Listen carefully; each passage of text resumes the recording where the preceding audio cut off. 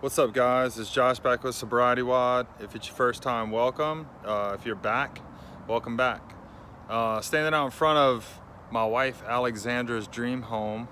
She's part of SobrietyWoD, so there's this whole master plan in effect. But we recently sort of transferred ownership of one of our gyms and are in the process of training people to take over the other.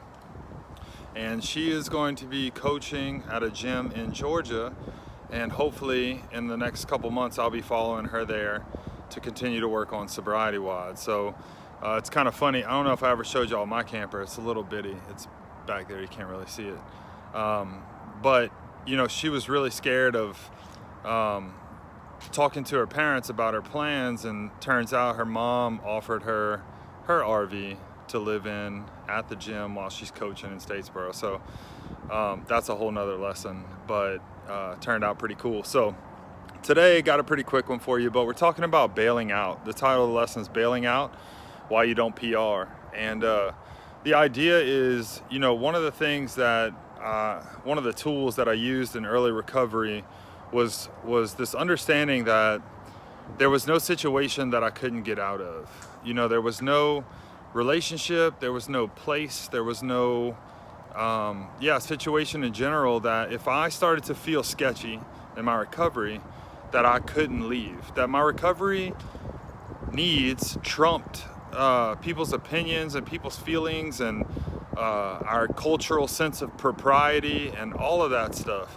If I truly felt like I had to get out of there, I was okay to do that. And it freed me up to, you know, I had started a gym early in recovery, and guys like to go out and have a few drinks and stuff like that. And just knowing that if I needed to, I could get out of there was a liberating feeling. It let me know that, you know, if anything got too difficult, that I had an out. I had an exit strategy. I could bail out. I could get out of there, get out of that sort of dangerous situation, that toxic situation, and protect my recovery.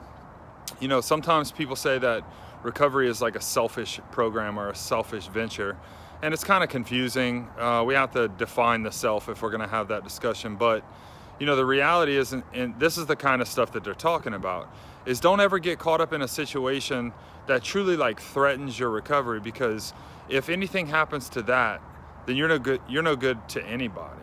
And so for the little discussion part, I just want you guys to talk about, you know, maybe some situations that you might have found yourself in, or maybe some techniques you use. Like, I remember it being recommended that we drive to places that we're unsure about, so that we can always jump in the car and take off rather than being stuck in a situation with no rides or something like that.